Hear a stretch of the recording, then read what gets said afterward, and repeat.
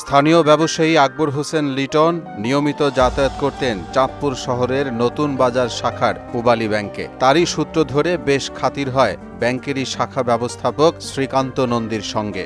অধিক মুনাফা দিবে এমন প্রতিশ্রুতি দিয়ে ব্যবসায়ী আকবর হোসেন লিটনের কাছে মোটা অঙ্কের টাকা ধার চান শ্রীকান্ত। লোভে পড়ে সরল বিশ্বাসে 1,76,00,000 টাকা ধার দেন ওই ব্যবসায়ী। এরপরই ঘটে যত বিপত্তি। টাকা ধার নেয়ার পর থেকেই লাপাত্তা ব্যাংক কর্মকর্তা। ওয়ালটন ফ্রিজ কিনে অনেকের মতো আপনিও হয়ে যেতে পারেন মিলেনিয়াল। সেরা পণ্যের সেরা অফার। এখানেই শেষ নয়, আকবর হোসেনের মতো করে আরেকজনের কাছ থেকেও ধার নেন। ওনার 75 লাখ টাকা ব্যবসার কাজে লাগাবে বলে নিছে। ঈদের আগে আমরা 2 দিন বসছিলাম, বলছি ঈদের পরে দিবে, ঈদের পরে এখন তো ঈদের আগে উনি নাই গায়ে। সব মিলে 2,51,00,000 টাকা নিয়ে নিখোঁজ শ্রীকান্ত নন্দী। ঘটনার পর দফায় দফায় টাকা ফেরত দেওয়ার আশ্বাস দিলেও কথা রাখেননি তিনি। সবশেষ 13 এপ্রিল থানায় সাধারণ ডায়েরি করেন ক্ষতিগ্রস্ত ব্যবসায়ী।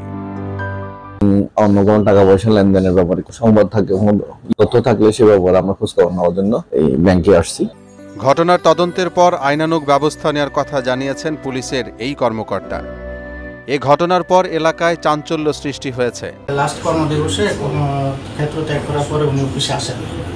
আসার পরবর্তীতে আমাকে এখানে দায়িত্ব দেওয়া হয়েছে যে ব্যাংক কর্তৃপক্ষ যে আইনানুগ ব্যবস্থা নেওয়া সেটা নিচ্ছে এবং বিষয়টি তদন্তাধীন আছে। আমাদের কাছে এখন কোনো খবর নেই, সংবাদ।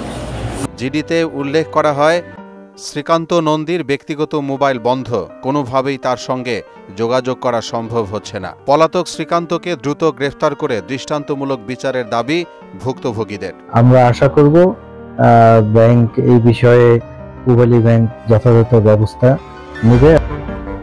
মোহাম্মদ ওয়ালিউল্লাহ, মোহনা ডিজিটাল।